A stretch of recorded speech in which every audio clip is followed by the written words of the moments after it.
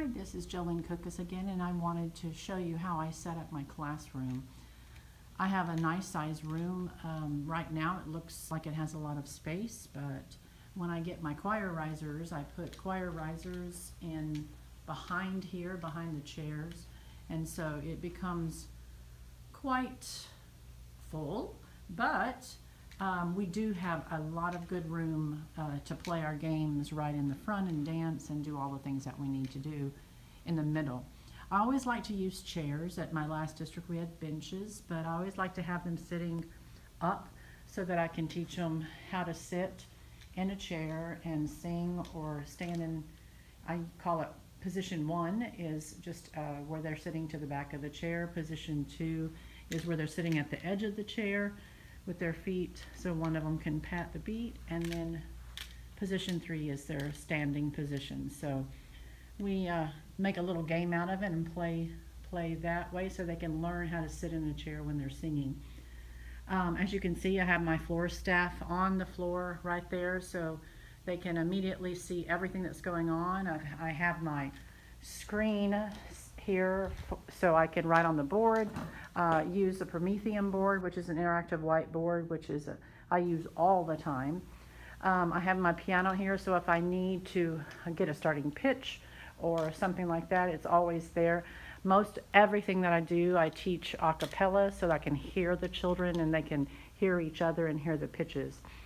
Over here is my memory song that we will have that 6 weeks of each grade level so that they will know and they'll be able to reference it, but we use the memory songs again as a guide and a warm-up each time.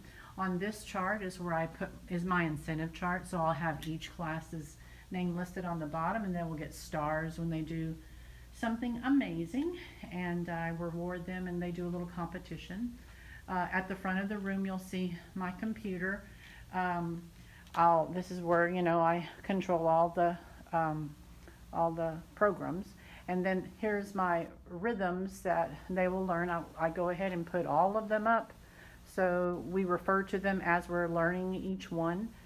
I teach to read, sight read, mostly in these 4 placements of do, 4 keys, and so I have that as well. Of course, classroom rules are listed there, and I also have on this side, of course, my hand signs so they can always refer to it. I see kids looking over here and they always know, you know, that there's, if they're working in pentatonic, they always know that there's spas and teas, and they always see where it falls, and so that's a good thing for them to always know that. Over here I have my music memory information. I do music memory as a wonderful tool. I even take kids to UIL, but that's a small team, but I do music memory from K all the way up to 4th and 5th grade. And so each kid in the school is learning the same composition, the same composer. I use a really great program program materials that are produced by Mighty Music Publishing, which is a great resource I've used over the years. On the top of my cabinets I have the 4 families of instruments, and I just have them sitting up there throughout the music memory. I always refer to which family of instruments, you know, is playing at the time, and it's a very good way to do it. So that's kind of how I set up my room. The reason why I put the chairs in like a horseshoe shape here is so that they can immediately stand and hold hands and play the games. They can immediately do all the things that I want them to. They're close so they can see the screen. So that's kind of how I do it. Have a great year.